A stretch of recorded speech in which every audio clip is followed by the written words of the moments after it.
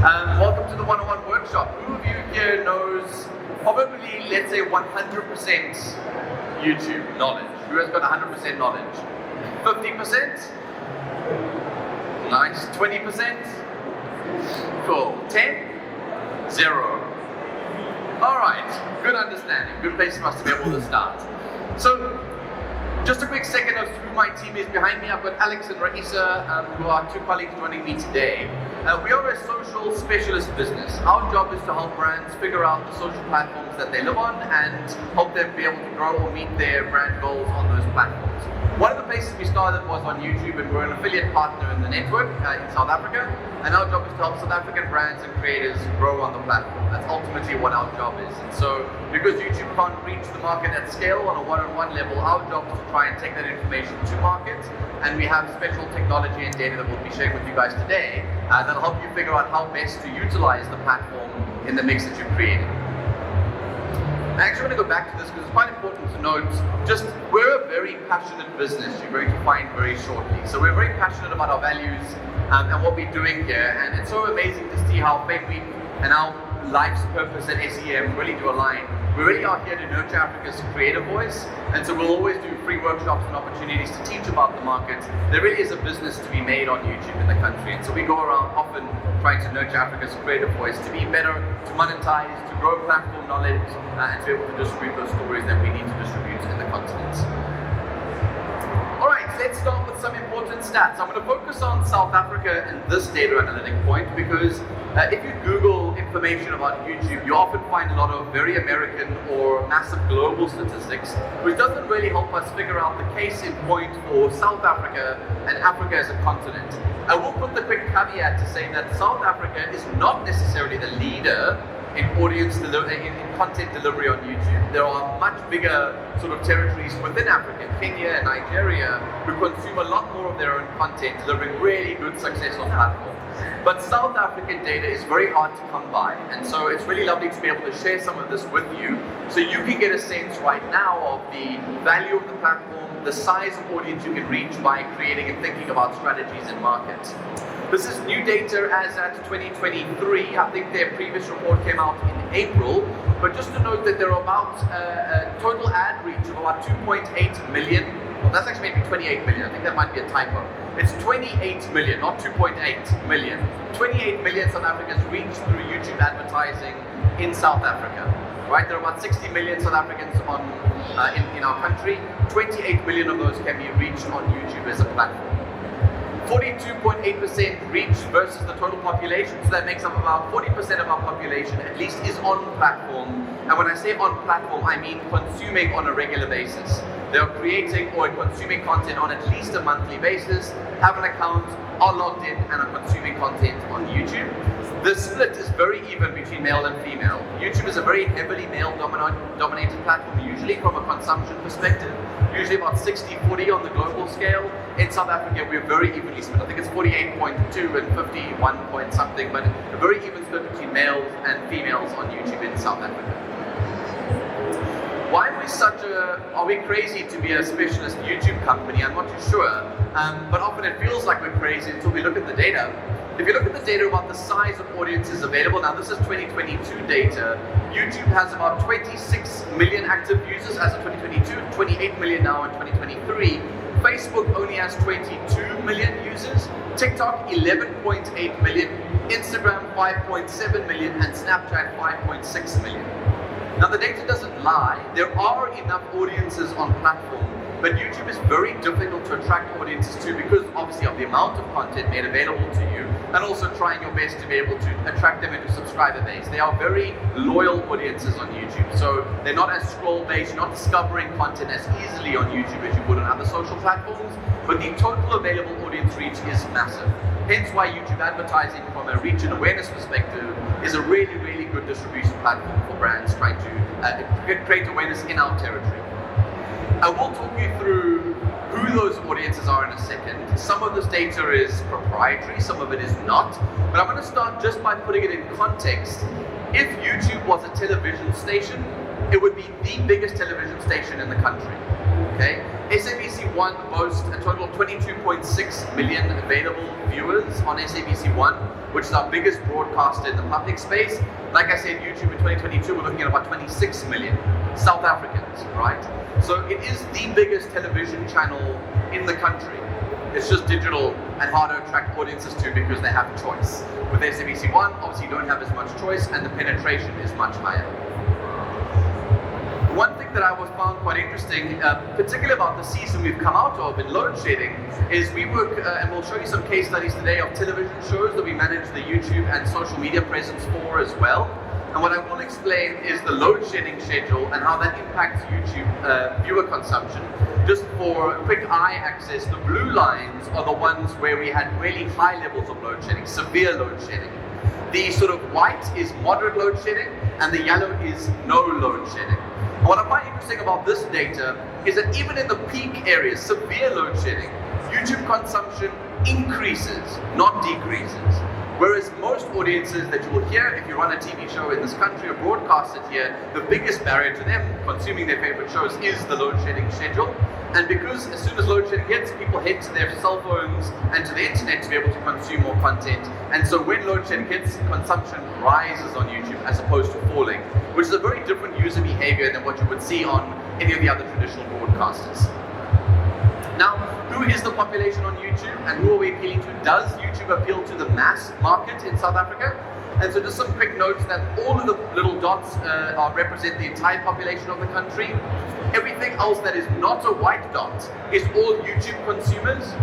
And then in terms of the understanding of the SEMs, 8 to 10 and 8 to 10 at the bottom there, will show you that there is quite a large scale and range of audiences that consume. Only this many people are sitting in SEM 8 to 10. All of the rest of those are mass market South Africans. So YouTube is not only consumed by your sort of city slicker, middle class individual that has access to or all of their basic necessities. YouTube have become a lot more accessible because of data packages, your telcos creating opportunities for distribution. So YouTube has got a really nice even spread across all sectors within South Africa. Now I just want to talk through why YouTube as a platform is so special and what we're going to cover here today so that all of this background makes sense as to why we're going into details about analytics and content and short form and long form. And the one thing that I wanted to explain is that YouTube is always an evergreen platform. Unlike Instagram and Facebook and Snapchat and now X, it's very difficult to be able to build a content plan that will survive longer than 48 hours or maybe a week in terms of virality. Thereafter, there's always something new in the feed being served to you. Because YouTube is linked to the search engine and because of its evergreen nature, you are constantly always discovering content. Your content that does well today may again do well in 4 years' time even, depending on how important that piece of content was at the time. And I have a cute example of a creator we worked with. She is a modest fashion blogger, and she produced a series of videos about modest fashion for summer outfits in South Africa's summer, and it didn't do very well.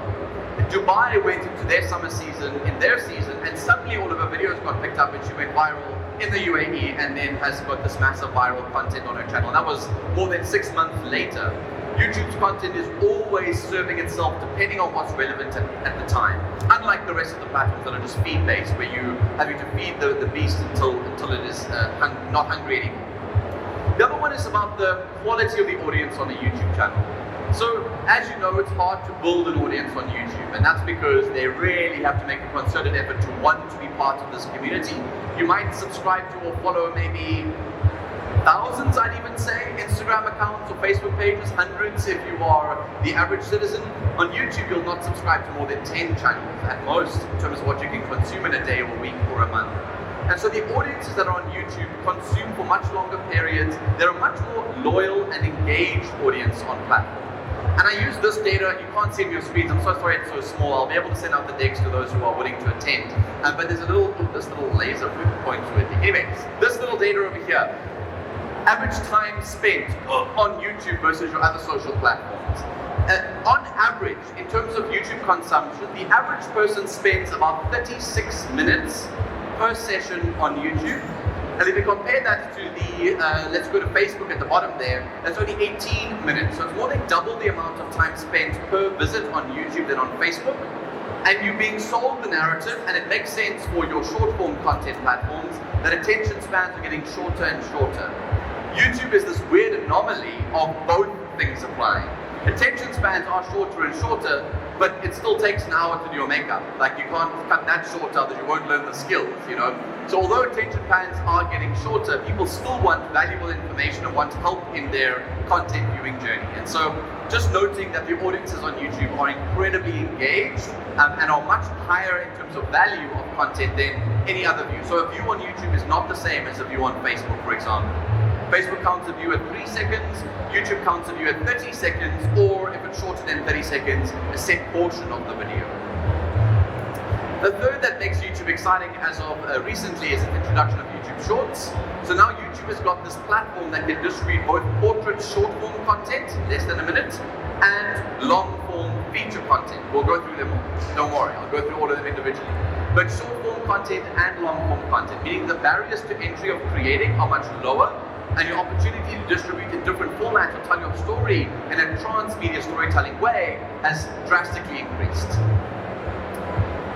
The fourth idea that makes YouTube so special is it's linked to the search engine. So most of you will know YouTube's owned by Google. We know this, right? Cool. If you didn't, now you know. You don't need to shake your head. But YouTube's owned by Google. It's linked to the search engine. Even Google is prioritizing video content when serving results to audiences who are typing into keywords.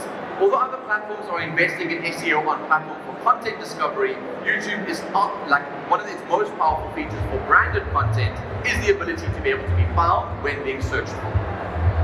The fifth item is the premium monetization features. Although Facebook and TikTok have started to monetize their content for creators, there's nobody, no platform in territory right now, and I'll fight them for it in the room, who's able to provide the number of sort of monetization opportunities for creators that can generate serious revenue for creators in market. Yes, it is not brilliant. Yes, you won't be a millionaire through your AdSense necessarily, but there are creators and case studies who are showing you that you can generate a consistent earning revenue from YouTube content creation, which you can't get from other platforms that just need to be fed all the time with no return. YouTube has got premier monetization opportunities. And then just lastly, because it's such a diverse platform, has so much content, format opportunities for you, monetization opportunities, YouTube is business. YouTube has got a model of inputs and outputs and incomes and expenses and costs. It really can be treated as a full-on business model and needs to be given a seat in that conversation in the room. So I'm going to start quickly with our 101 session on just breaking down the kind of content features that are available to you on YouTube, because lots changes over time. What ways can I distribute content on YouTube? The first that I'm going to cover is what we're calling feature videos, and that's the typical YouTube that you know. Long form content, anywhere between sort of 3 minutes and an hour long, live streams as well too. But feature content is available to everybody who wants to start a YouTube channel. You don't need any minimum criteria to start releasing feature content. There is no minimum length or maximum length that you need to abide by. Whatever suits your content need and type will be what you can create in terms of feature content. I'm going to hand over to my colleague Raeesa, who's a content strategist at our business, to talk through how feature content looks in a realistic world in our world, film and television production. Thank you, Danilo. Perfect. So as Danilo mentioned, you get feature videos on YouTube, and this is just a practical example of what it would look like. So the recent TV show Deal or No Deal South Africa began earlier this year, and they've built their audience around their hub content, which is their episodic direct cuts. These are short videos ranging from 5 minutes to 25 minutes on what exactly happens in each episode of the show. So that's their hub content, is what audience knows them for and what brings back their audience every single day. Also, what's interesting to note with their hub content, this brand uploads content every single day. So that's key in building a YouTube channel, and specifically for feature videos, you want to be uploading as much as possible. Showing up consistently is your key to growing your channel. Moving on to the hero content, this is more bespoke content. It happens once in a while. It's what keeps your audience surprised, keeps them anticipating for more, keeps them excited. As you can see, for Deal or No Deal South Africa, the hero content was their biggest win that a contestant won on the show. It was 250,000 rand if you didn't watch the episode. And that video went viral. I'll show you how that looks in a long form content piece, but also as a short form content piece.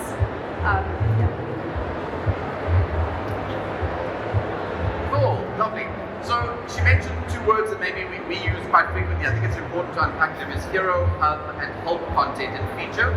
So YouTube have used these three buckets of content to help people understand what we should be creating.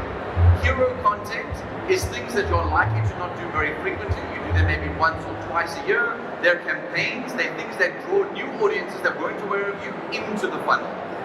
Hub content is what keeps people within that funnel. What am I here to consume, Ray? Why am I subscribed, really? Hero content you might bump into, goes viral, you might subscribe off that, but the hub content is why am I subscribed here? Okay? And then help content is where the search engine becomes available to mostly brands. We haven't covered it yet today because in our world, I suppose we won't be doing much help, but how to navigate the app, how to purchase online, all the how-to series that you see people creating in video formats, that's the help bucket. Hero, hub, and help content buckets on YouTube. Right, so that's feature videos, that's the long form stuff, that's what people know YouTube for. Now raise your hand if you know about YouTube Shorts already. Okay, cool. Most of the room knows about YouTube Shorts. If you haven't yet, it's TikTok for YouTube. Okay? Since the rise of vertical video, YouTube obviously were met with this interest in like how much of a rise of demand there has been in portrait video content and short form video content. As the premier video player in the country, they had to start considering what was their barrier. And I think they timed their release of YouTube Shorts incredibly well because everybody experimented now with creating stories through TikTok and maybe even Instagram Reels. Now YouTube have released a feature that lowers the barriers to becoming a YouTube creator. You have to start with feature content. So you have to start a channel, get 4 views on this video that took you 3 weeks to make, and that used to be all you could do. Now with YouTube Shorts, you can be discovered in a much easier way and slowly but surely start segueing into your long form feature content as well. So Shorts have got some minimum criteria. They still only allow you to produce videos that are less than 1 minute. So don't ever make a video that is 60 seconds long. It won't allow you to upload it as a short. It needs to be 59.9 seconds or less. Obviously the shorter the better. It is only portrait content, so YouTube Shorts is that portrait in-feed mobile first view. It is a feed-based environment. You are scrolling like you scroll through TikToks on YouTube Shorts, sometimes, as well as the search engine, as well as the watch pages. But because you're being discovered, most of your views from YouTube Shorts are not going to be people who are subscribed to your channel. So YouTube Shorts generally is a content discovery platform and medium where you go and speak to new people and then you encourage them to be subscribed to the content on the YouTube channel. So your feature content mostly viewed by people who are subscribed or know about you already. YouTube Shorts helps people discover who you are through a feed-based environment. Okay. There are no thumbnails able to be uploaded on YouTube Shorts unless you're on Android. That feature is still to come. And we'll talk more about what thumbnails do and the importance of a thumbnail in the YouTube world shortly. Like I said, there's no minimum requirements to become a creator on YouTube Shorts. So today you can start a YouTube channel and start creating in Shorts to build your audiences, which is great. And then obviously there's some best practice. Just make sure that like TikTok, your content makes sense in isolation. The video needs to make sense in isolation. I don't know who you are. I have no context of your history. This video needs to make sense in isolation. The full story needs to be told. Most brands or TV shows or film production companies often make the mistake of calling it a teaser, like I already know what's happening. I don't necessarily know what's happening. Sometimes that is the only piece of content I will see. Make sure that this video adds value. I'm not that interested in going to go watch the full trailer or the full series or the full film. Give me enough information in this to add enough value. That will drive your engagement on the platform. And then Raeesa is going to show us how to go viral. Pretty much. Cool. So as Danilo said, if you want to go viral in 59 seconds, Shorts is your go-to place. Going back to Deal or No Deal, these are 2 excellent examples from the show that really went viral on Shorts. The first is the biggest win on the show. I don't think it will allow you to play. Okay, I don't think it will allow me to play, but basically the first example I showed of a long form feature video, the same video was used on Shorts, 59 seconds, capturing the contestant, opening the box. Okay, let's He's playing it for you. Yeah, you can see and hear, this is what happened on the show. It was an amazing moment. The contestant took a chance and went with his gut and ended up walking home with 250,000 Rand. So a really, really, really great video for short, literally short and sweet in sum. And then moving on to the next video, this was a trend between two celebrities, between Kat and Zahara. This trend picked up on platforms such as TikTok. It's a popular song which was recreated for YouTube Shorts, and people loved it. So again, it's an amazing feature on the platform to experiment with new content types. You know, with your long form videos, you might not get an opportunity to do a dance, to do a trend, to play around with different content types that your audience might want. So this is really great to kind of speak to a new audience, experiment with new content, see how people enjoy it, and that can lead you to navigating your content pillars and what you want to include more of.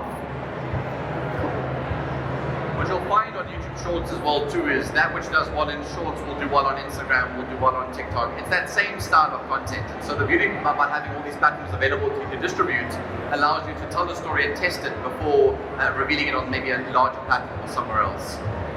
Cool. Then what YouTube is really well known for is its really high quality live streaming. Most other social platforms have lowered the barriers to entry to live streaming, make it more fun and engaging and first person. YouTube still have preserved that ability to do both. You can go very casual on your live streams, but you can also produce really high quality premiere live streams. I'm not going to read through all the criteria of these because they have changed recently, so what you do need to know is that the live stream criteria minimum to start producing is now higher. You need a minimum of 50 subscribers before you can get going. And you'll need to have, you'll only be able to be seen by your limited subscribers until you hit the 1,000 subscriber mark. Then it'll open up your content to the broader platform. And the main thing is just to prevent people from trying to attract an audience and being a flash in the pan overnight person. They want people to be dedicated to content consumption and create this community of content consumption. The more we encourage virality, the more we encourage these one-hit wonders, the more you get that content that feels very spammy on platform. They're trying to create these really high quality audiences who consume on YouTube. Then, who knows about the community tab on YouTube? Only one person does because she works on the YouTube platform. Right, feature content. We've got short form content in Shorts. We've got live streams. The other place you have to distribute content on YouTube is now called the community tab. The community tab, if you log on to any YouTube channel now and today, is automatically at the top of the page where you've got home, videos, playlists. Community tab is now there. It's converted basically a Facebook page onto YouTube in some way, and the only people who really see your community tab are your subscribers. So it's people who are already within your community that you don't want to create video content for every single time to talk to them. You can now create a community tab post that allow you to engage the community that you built already, but in less intimidating ways. So I don't know if it's on this slide or the next. Oh no, it's back here. It's really cool to see that you can do polls on the community tab. You can upload GIFs, text, images, and you can point towards videos. It really helps you create a bit more of a narrative other than the only time being able to speak to your audience is when you upload a full featured video.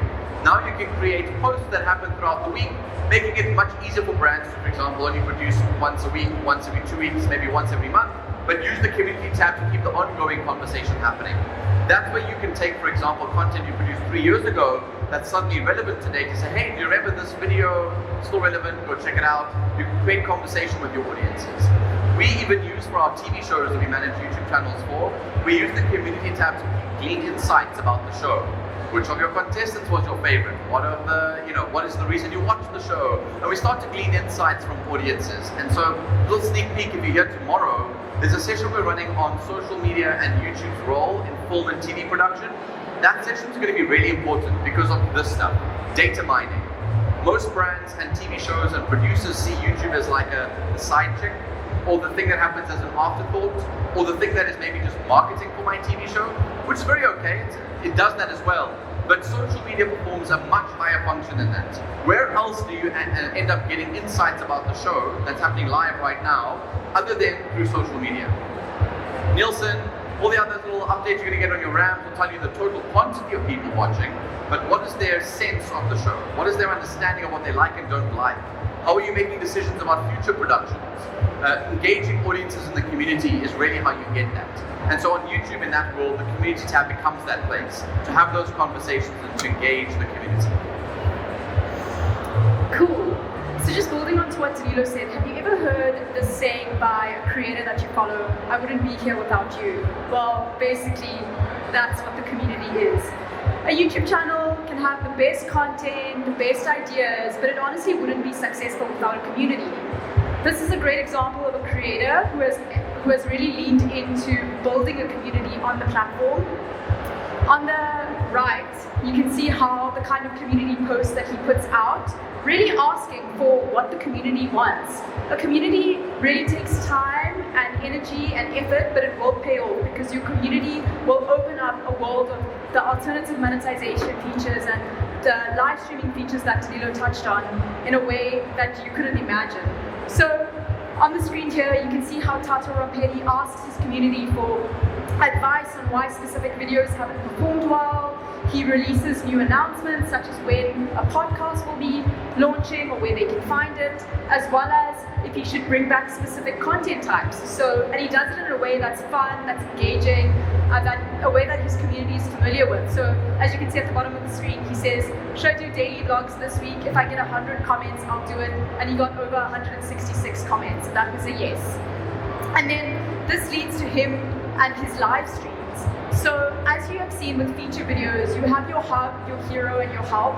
But the live stream is really a way to connect with the community in a way that's a bit more deeper. So Tato Rampedi really leans into the live streaming, taking the community to a different level of getting to know the creator. He speaks about things that happen quite personal to his life updates, behind the scenes, Q&As that people won't find in his regular feature videos. So that's just a really great example of a creator who has taken time to build a community and has now been able to unlock a whole new variety of new features on the platform. All right. Any questions on the main ways that you can produce content on the platform? Feature videos, YouTube Shorts, and the community tab. Any questions on that for now? We're good? Yes.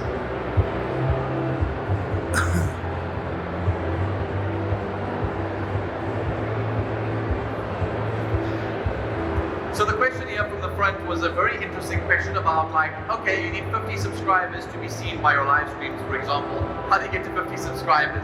It's a very important question to ask, but bearing in mind all your other feature content is still viewable by the public, right? So you can still distribute it to them. We just won't allow you to live stream to more than 1,000 people, or more than your subscriber base until you have that 50 subscribers. And that really is it. But we'll get into those little criteria now about how to grow an audience. That's the biggest one to take a listen to. Okay. Right, I'm going to move on to features now, right? These are not features like the kinds of content you can create. I've shown you long form content, I've shown you live streams, YouTube Shorts with portrait content, and the community tab. That's the kinds of content that the platform can support.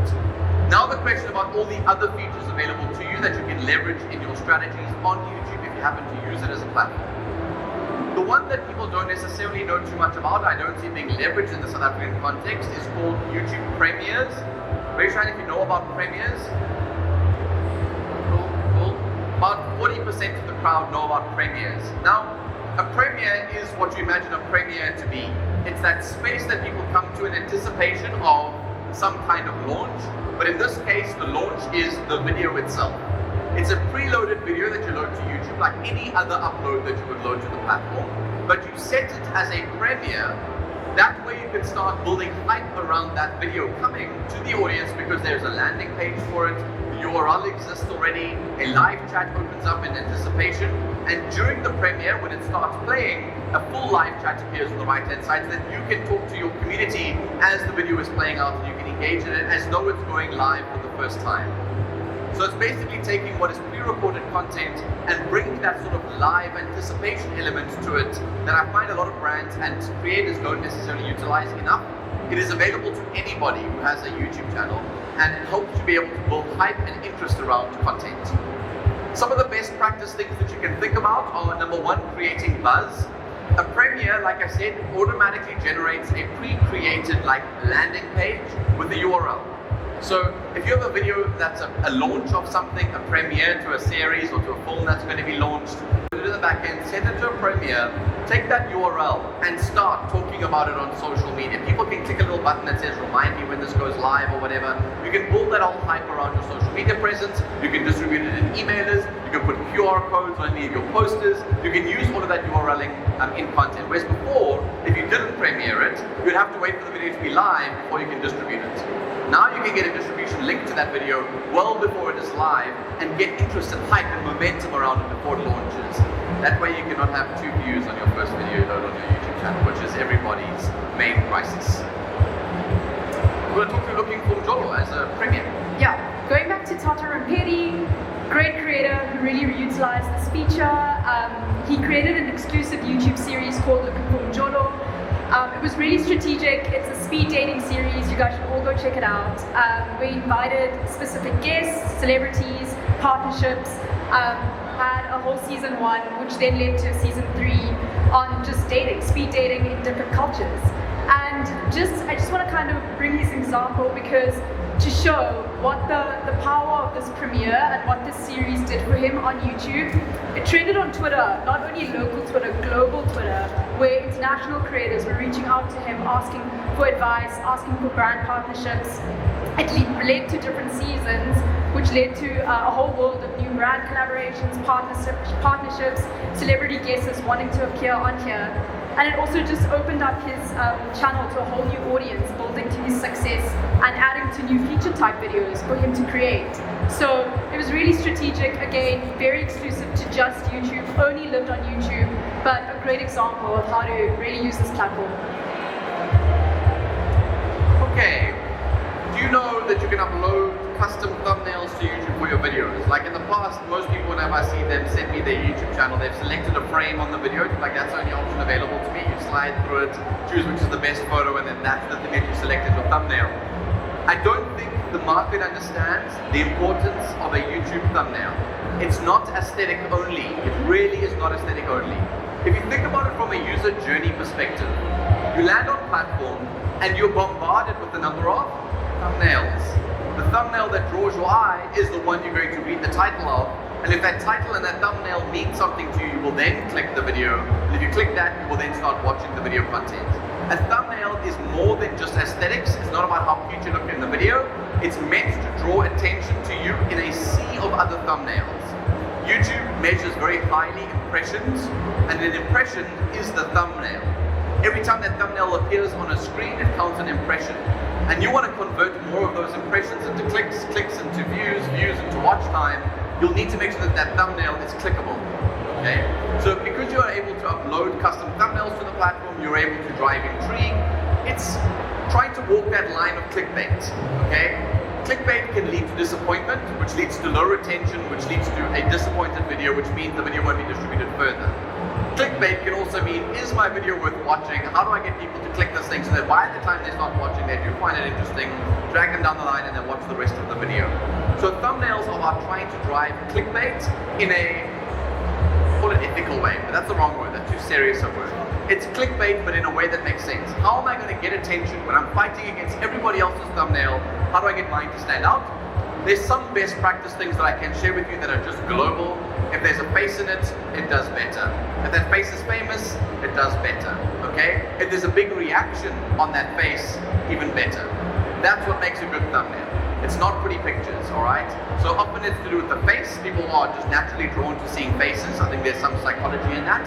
2 expressions on faces. All of those things are always the ones that you're seeing go viral on your YouTube channels, I'm sure, and you're seeing those come up a lot. So face, yeah, exactly. That face in the middle of the top there. Shocked faces, anything that will drive intrigue and inquisitiveness about what this is about, that's what makes a good thumbnail. And every channel has the possibility of uploading a custom thumbnail to that channel, and that'll help you drive your clicks on your impressions. Let's talk about end screens for a second. Who has seen one of these end screens on a YouTube channel before? Okay, good. Also about 50% of the crowd. These are not, again, used well in markets, okay? It's one of the most basic features of a YouTube channel. They are clickable 15-second end screens that you can load onto the back of a video when you upload it to YouTube. And the big circle on the top left is the subscribe button. If you hover over it or you tap on it on mobile, it'll allow you to subscribe immediately. And it allows you 2 other spaces to be able to point people to more of your own content. Right? So you can point them towards a playlist that you've created, another video that might be of interest to them, and it's all interactive content on the video. And why this is such a powerful feature on YouTube is because you don't know this, because you don't ever watch beyond, you just upload the video and you forget about it and you move on to the next thing. When a viewer gets to the end of your video, a random another video appears with a little clock that counts down to say your next video is about to start at 10, 9, 8, 7, 6. That doesn't have to be your video. YouTube will serve whatever is most relevant to that audience member before you get there. So having an end screen for 15 seconds allows you the privilege to talk to the person who's currently watching videos, who clearly made it to the end, they clearly were engaged and excited to be here, to give them something else that is your own to consume, that'll add more value. The more they consume your content, the more they stay in your little rabbit hole, the more you benefit. And so leveraging this is one of the most basic best practice. And just a note from the technical side, in the video itself, the actual video file, the MP4 that you're going to be uploading, there needs to be that 15-second gap with good music on it, or a voiceover, or a moment in it, with enough space to load all the digital elements. So when you upload that 15-second, well, the full video with that 15 seconds at the end, on YouTube when you're uploading, that's where you place the little next video, and subscribe button. You just need to leave space for those things. So upload a video with extra 15 seconds at the end with good music, and leave space for those icons. You place them at the time of upload. So on YouTube, you do need to think about all of these things when you're creating. Most brands don't think about this. They just see it as a video playing tool, so they don't leave those spaces at the end, and it's too late after the fact. You try place a subscribe button over somebody's face, over your CEO's face or something, they'll hate you forever. You can't go and add that extra 15 seconds to the video after the fact. You need to think about the stuff in production phase. This one I'm going to skip over. YouTube are deprioritizing information cards. You'll see on a YouTube channel that little thing that appears, a little eye that's in the top right hand corner, or the little thing that appears halfway through. You can set when in the video these things appear. And again, what we do in our business is we watch the retention graphs on video, and as soon as we start to see the fastest dip in retention on the videos, we always serve an information card to another video. Because we know most people are getting bored at this stage, let's serve them something else in case that keeps their interest. Otherwise, the natural user behavior is to click away to something else. So you can use information cards to drive website clicks and to watch other content on your YouTube channel. So back over to you, I think. Yeah. Cool. And then, just to show you a real life example of a brand that's doing it really well, the Masked Singer South Africa recently launched, and on the right you can see their thumbnails, a really good balance between text and visuals, enough to catch a user's eye, but also get a user to watch the full video. Good colors, good lighting, good bright, bold text and bright colors used, playing into the different characters on the show, playing into the branding of the show. And then on the left of the screen you can see the end card, which is what appears at the end of the video, really making it easy for a viewer to stay on that brand, wanting to watch the next video, keeping it in the brand's ecosystem, which at the end of the day YouTube loves and will recommend your video highly. I promise you Alex does speak. She's not mute, and she will be sharing later on. Her main focus is on content creation, so she'll be talking through all the creative aspects of creating content. So I promise we don't silence our ladies here, I promise. Okay, right, let's talk about monetization. One of the biggest questions I got last year at MIP was about the money-making side of YouTube and how that works. And I thought it was really important for us to be able to talk through this because it's not easy to build a proper monetization strategy that generates real revenue for you. But there are creators that we know of that we work with that can generate upwards of hundreds of thousands of rands per month in just the advertising revenue. Never mind brand campaigns, never mind memberships revenue and all the other little features that you can utilize. Just by ads playing in content, you can generate good revenue. But it requires content, ongoing, all the time, feeding it all the time. Content, but you will be generating revenue in an evergreen capacity. So, the requirements have changed between last year and this year. So if you attended last year, things have changed. In order to be eligible to monetize your content, you need to have 1,000 subscribers and 4,000 hours of watch time. Now, watch time is the amount of time spent cumulatively watching your content in a 12-month period. Okay? So if I watch for 1 minute, and he watches for 1 minute, we've gained 2 minutes of watch time. We need 4,000 hours in a 12-month period and 1,000 subscribers just to be eligible. Again, brand safety. If all channels were open to advertising, ads would appear on channels of content that may be inappropriate or irrelevant or badly produced. If you have 1,000 subscribers and 4,000 watch hours, clearly you're taking this seriously, and clearly people like your stuff, meaning that you're a valuable audience to serve advertising to. So it's necessary for the platform. Some more info on this that I want to get to. Otherwise, if you are a shorts creator, not a feature content creator, it's not 4,000 hours of public watch time. It's just under the 1 million views, I think it is, in a 12-month long period on the platform itself. What else do I need to tell you about? You need to be 18. Anyone younger than 18? Hope not. Cool. You're good. Right. Cool. You earn money. There's another thing that a lot of brands email us about that they're not aware of, but taxation on your advertising revenue. If you have lots of viewers from America, America will tax you. You'll find out about it the month after you've earned your revenue, and they will then call your revenue into their system, and you will need to pay tax. So sometimes you'll see on your revenue reports, tax is applicable, but it's so minor, I wouldn't worry about it. Okay, this we don't need to know about. The shorts ads, another one that I've spoken you through, but I just want to explain the theory of making money on YouTube, because not a lot of people understand how the ads work. Who buys ads through YouTube currently? Who's ever bought an ad on YouTube? You have, ma'am? Cool. Alright, so this is what's really important for you to know is everybody is sharing this money based on people advertising on YouTube. So I as a brand log into the back end of YouTube, I want to tell you about my product and I'm interested in whatever, I'm trying to sell a cell phone brand, for example. I will then buy an ad on YouTube, and that, depending on who's bidding for that same audience member, my cost per view will either go up or down, depending on how many people are competing for that, to speak to that audience member through advertising. The more people compete, the higher the cost per view, and that cost per view, whatever it is, 1 rand, 1 cent, 10 cents, 5 rand, 20 rand, whatever it may be, is shared between Google and the creator. The creator makes roughly about 40% of that cost, Google takes the other 60. Okay? That's how the advertising revenue is split between creators and the platform. Whereas it's not the same for the shorts advertising, and everyone always asks me, but what happens if I don't view ads on YouTube? I've got a YouTube Premium, what's that thing called? What's the, where you pay to not have ads? Premium, right? Cool. I'm going to call it red, otherwise that's gone, it's not premium.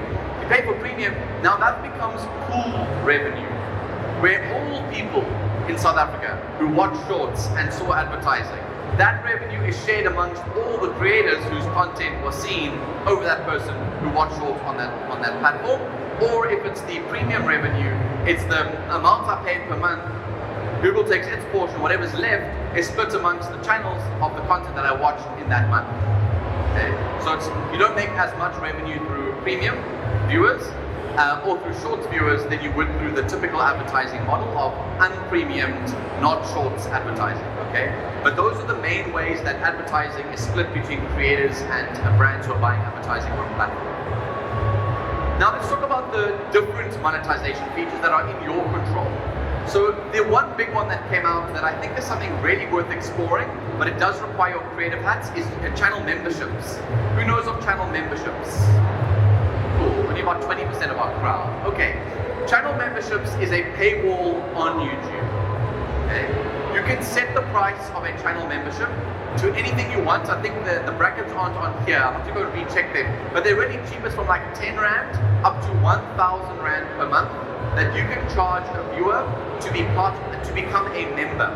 And you can create tiered offerings. You can create a tier 1, 2, 3, 4, and you can choose to pay for tier 1, 2, 3, and 4. And what the creator does is they create bespoke content or engage in that community specifically with special privileges or content. Early releases of content, extra live streams for members only. When you open up the chat on any video, members' comments appear first before everybody else's comments. And the beautiful thing about memberships is that you can start generating revenue through that exclusive content that you don't want to distribute publicly for free.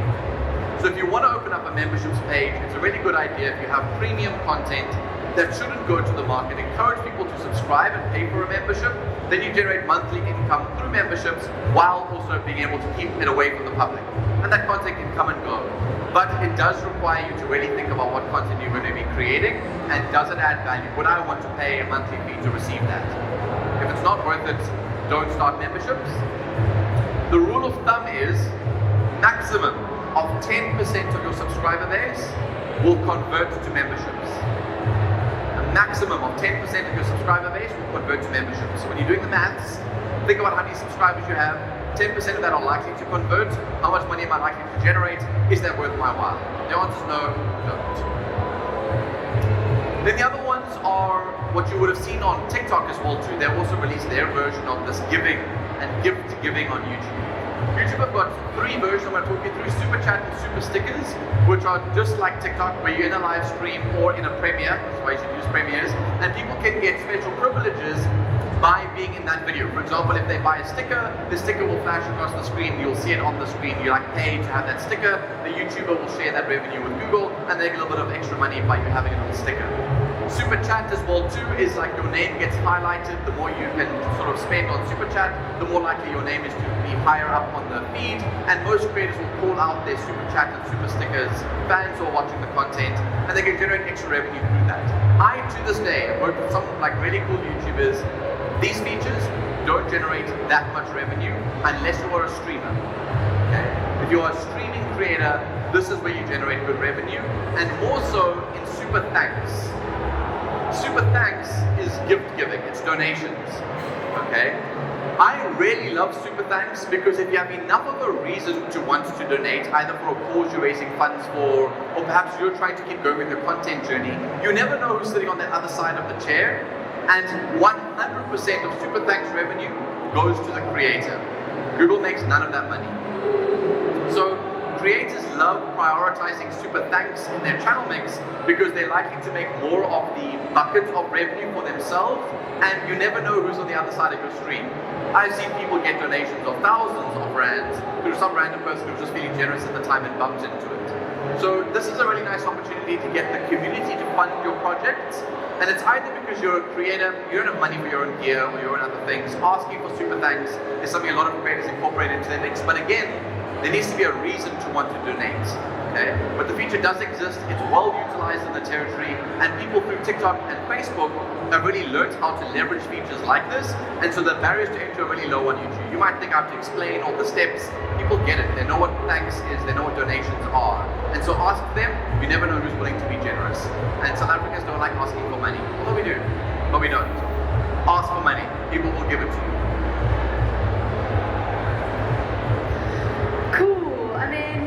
Just a creator who's doing a fantastic job with memberships. I'm not sure if you guys know her. Her name is Miss Angela. She built a brand on TikTok to be the #1 biology teacher in the country.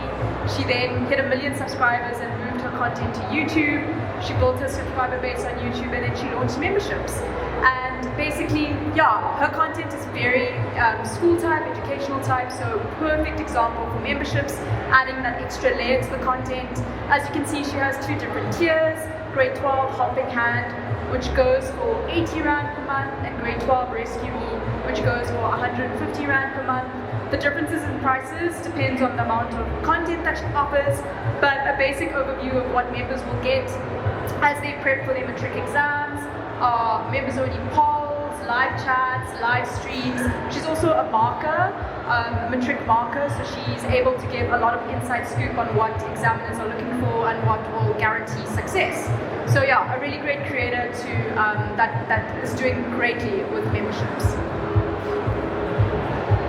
Okay, we are just after 5 and we're going to finish up with you guys at 1:30, and I want to leave enough space for Q&A. And I know we started late, but I do want to respect your time. So this stuff is the more boring, nerdy, Danilo, data analytics stuff. It is very important to YouTube, very important. But you don't have to care. I can't force you to care about it. But it is very important, okay? So I'm going to go through it as fast as I can, give you a nice overview of why it's important, but the nitty-gritties, maybe come and chat to me afterwards and we can talk through those on your individual basis. This is the analytics funnel on YouTube.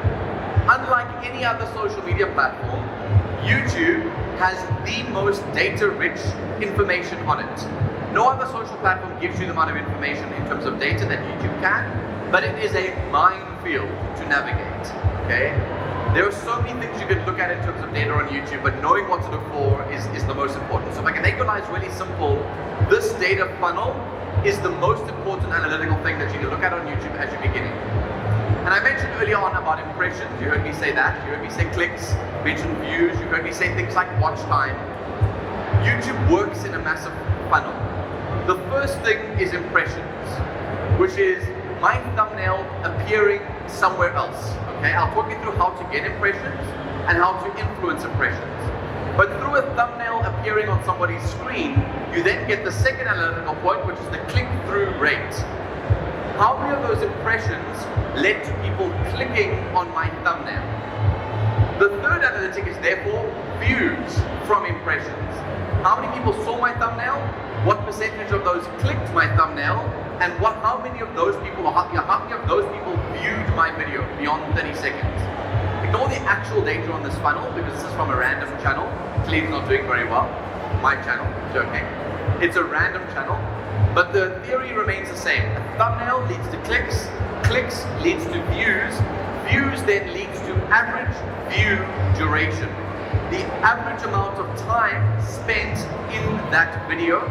And so for this video, the average view duration was 2 minutes and 40 seconds, which then leads to watch time. So if you multiply these two things, well, not really, but in theory, multiply these two things together, you should get your watch time, the amount of time spent watching this video. If a channel or a video has high watch time and a high average view duration, YouTube are going to recommend that video to other people because they know that through the data, people are really intrigued by this video or engaged in it. This video adds value. I'm going to serve it beyond my community. Okay? So this funnel matters everything. Impressions lead to clicks, clicks lead to views, views lead to retention, and retention leads to watch time.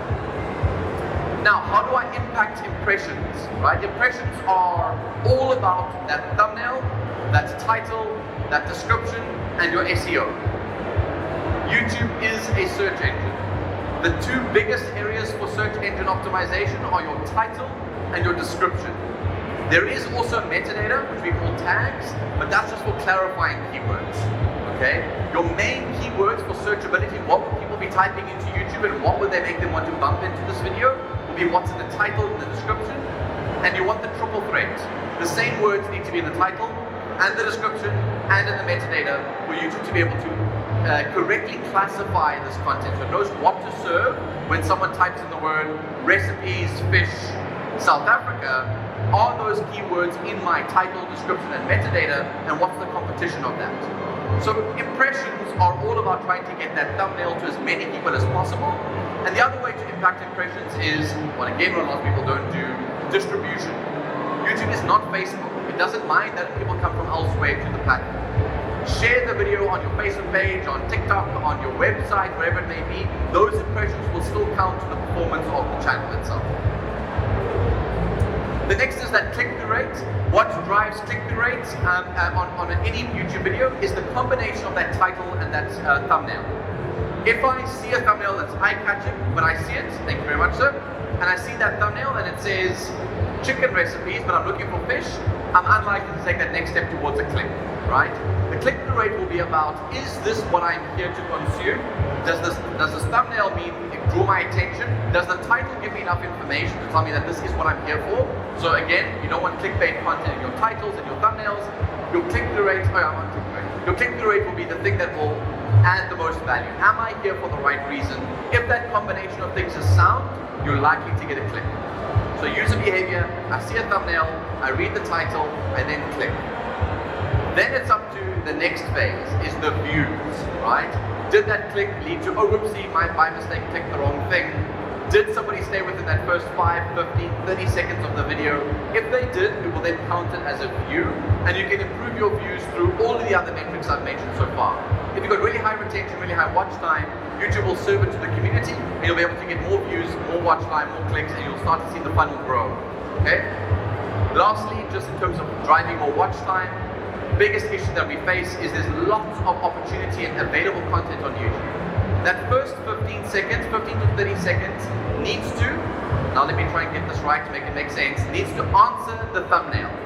If I saw a thumbnail that says how to clean your kitchen top, for example, and the first 30 seconds of the video is a brand advert where you're telling me about all the products that you offer and services, I'm now irritated, I'm in the wrong place, it's not giving me what I'm looking for, I move on to something else that will give me the answer that I'm looking for. That first 30 seconds needs to answer the thumbnail. Here are the 5 things you need to know about cleaning your surface. First step to clean your surface is, oh good, I'm in the right place. That drives retention. But then add value. Most YouTube creators or brands that create content on YouTube forget the value equation, that you think people are really interested in you and they really want to know about you. They don't. They want information or value, entertainment or education, rarely. If you cannot keep them for that entire duration of that content, you'll drive really low retention. Low retention leads to low watch time leads to lower impressions, leads to low everything else. Try and keep an audience member consumed. So keep the story condensed, you can get to the point. Help content is a great example, like step-by-step guides. Why do we need to have a 40-minute long video of step-by-step guides? Step 1 is this, step 2 is that, step 3 is that. I don't need an opening panning shot of the suburb. I don't need the brand logo to spin 4 times and then appear on my... I don't need that. I'm here for information. So make sure that your value proposal in the video content is high to get your impressions up. Quickly want to talk through growing a YouTube channel. Again, I realize with time this maybe is not as relevant. You want to get to the questions and answers about your particular issues that you're facing. But the way you've got to think of maintenance channels and growth channels. Most brands are in maintenance mode. I just release content on a frequent basis and I want to grow an audience. So the channel grows like this. If you want to grow a YouTube channel, you really want to prioritize a couple of things. The one is consistency. YouTube values consistency. Weekly or bi-weekly. Once every 2 weeks or weekly at minimum. If you can't keep that up, you won't grow. The second thing is focusing primarily on that thumbnail and title. Get your click-through rate and your impressions up.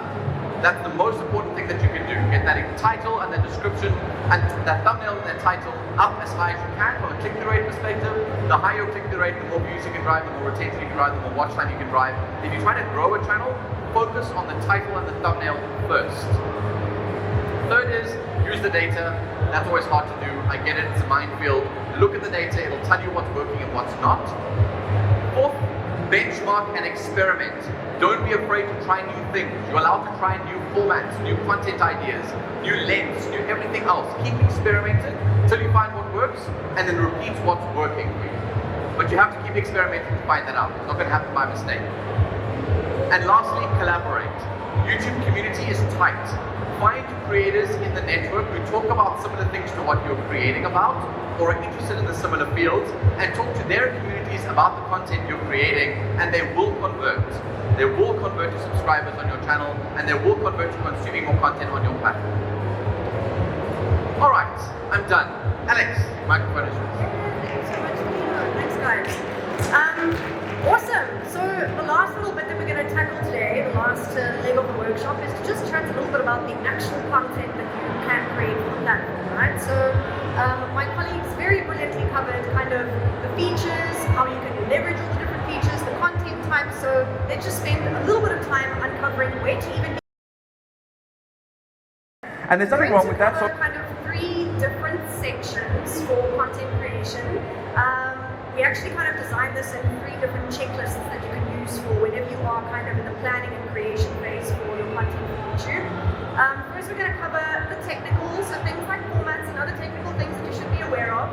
We're going to cover a little bit about story structure, and then last but not least is strategy, so where your thinking should be at when you're creating. And ironically, when you are in the creation process itself, you would actually kind of start in reverse. So you'd probably first start about thinking how this fits into your strategy, what the story structure of those videos are going to be, and then last but not least, then you worry about the technical. But for the sake of the presentation, let's keep the best for last. Alright, so your technical checklist. Number 1, we're going to start with your format choice. So of course, we've covered this earlier. Is it going to be a short? Is it going to be a feature-length video? And if so, what are those parameters that you need to look out for? Quick tips for a short. Shorts need to be under 1 minute. And guys, no jokes, YouTube takes this like super seriously. If your video is like 1 second over 1 minute, it will be uploaded as a feature-length piece of content. So please do make sure you watch out for that and double check it when you upload. And then last but not least, of course, feature. Just also like a little did you know section. Did you guys know that a YouTube feature video can be up to like 12 hours long? I don't know why you would use that, but just something to kind of keep in mind. Perhaps a literal day in the life. Kidding, don't do that. But yeah, then of course content length. So we do often get this question. So kind of like a segue from the first bit is like, how long should your YouTube video be? And kind of like the thing that we always stick to is just to say, let the content actually dictate the length. Because if you are creating a 5-minute video just for the sake of making it 5 minutes because it said 5 minutes in the brief, then you aren't actually paying attention to some of the very pivotal points that we'll cover now in the story structure bit. So yeah, always make sure that the content dictates the length. Then, not going to unpack it too much, but of course content aesthetic, so this just kind of speaks to making sure that you are really planning in on capturing specific moments that you need from a technical perspective, so making sure that you have something for your thumbnails, like you don't have to have a whole specific shoot, you know, sideline still shoot while we're having first units shooting the video side, for sure not, but just make sure that you've thought of it as part of your checklist, and then that also kind of leads to that end card bit. So end cards can totally be designed in post, like if you didn't shoot for them, that's cool. But maybe you do want to be a bit unusual and you want to add like a film section for an end card where you have yourself or your character speaking to camera, pointing to various sections of the screen, and just like, yeah, getting people to either click on that new video or on that subscribe button.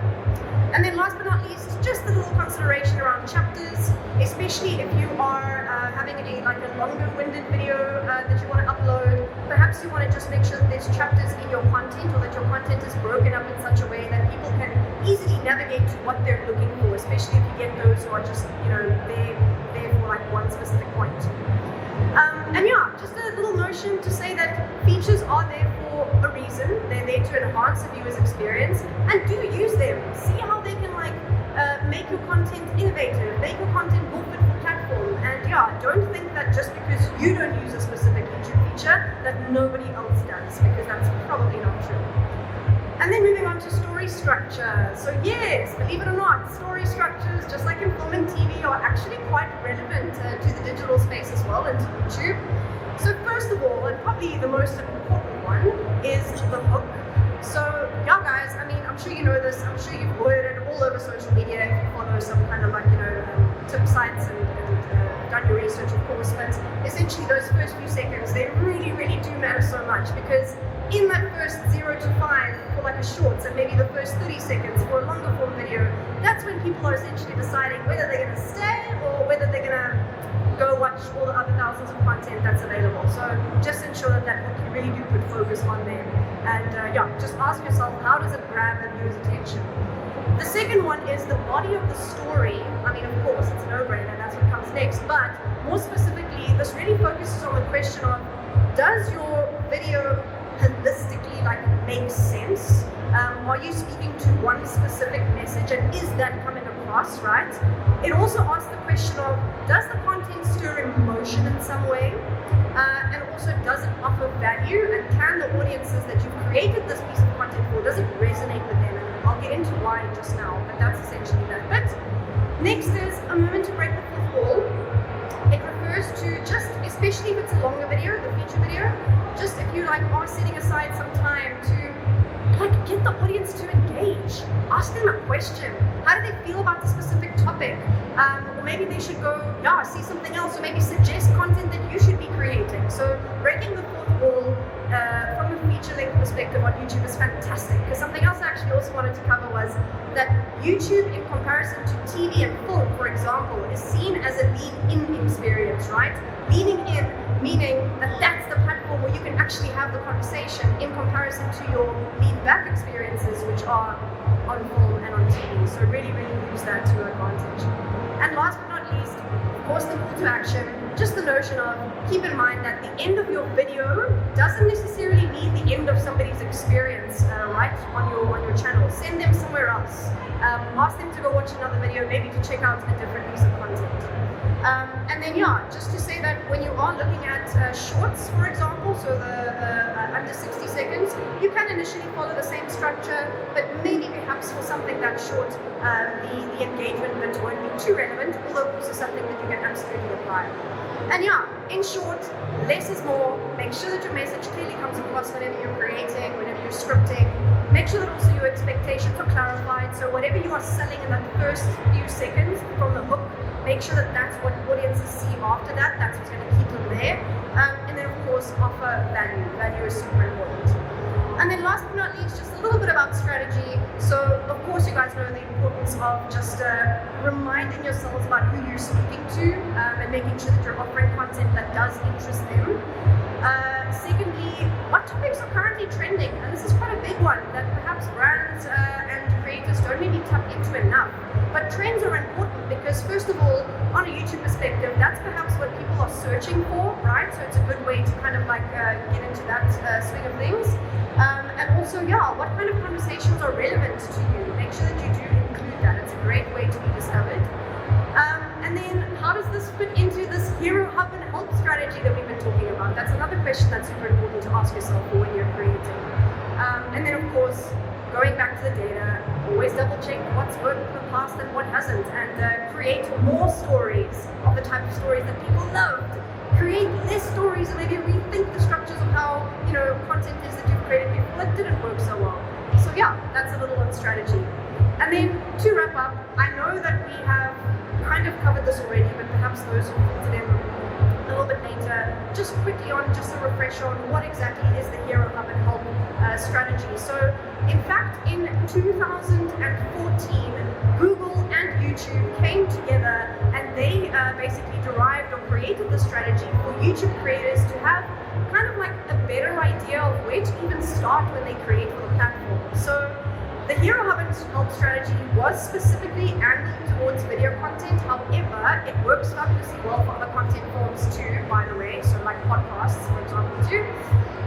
And each of these pillars have a very specific contribution, right, to a YouTube channel. And if they are all used together, so you take little elements of all three, then you cover all your bases. You cover reaching new audiences, you cover brand awareness, and you cover making the people who already have you and already follow you, keeping them happy. So just to recap, Hero, it is your big moments, it's your trailers, it's your teasers, it's essentially whatever you're putting out there to help people find out more about you. Hub content, the aim of this one is to keep those subscribers happy. So maybe it's like your weekly recaps of specific moments of a TV show, for example. So things that you are releasing on a consistent basis.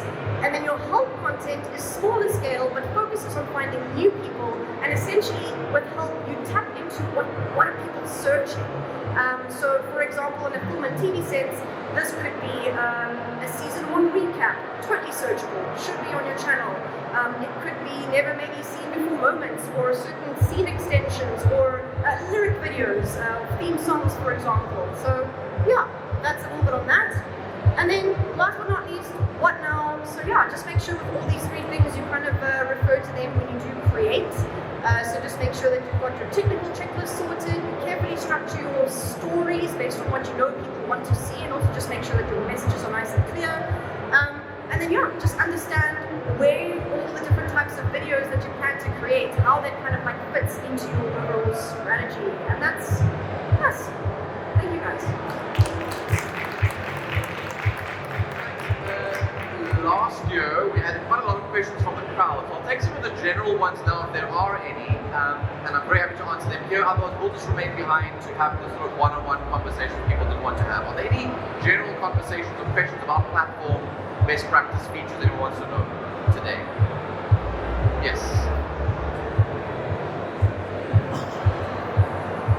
Good.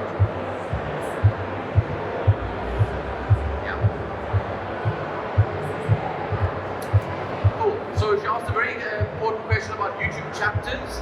So chapters is where you're watching a long form video. It has to be longer than 8 minutes in order to activate chapters.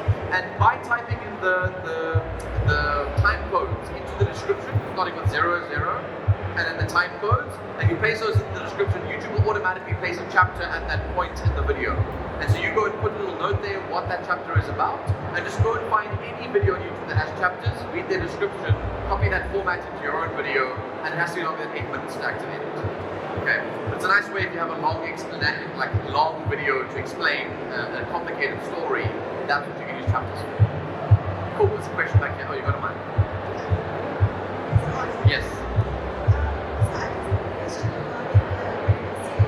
Because now obviously it's kind of taking on a more TV streaming format. So like if someone wants to be an upcoming content creator, how does that now limit you? Because obviously people are expecting a certain quality now on YouTube, like the cameras, lighting, all of that. And then what if you just have a phone and a basic camera?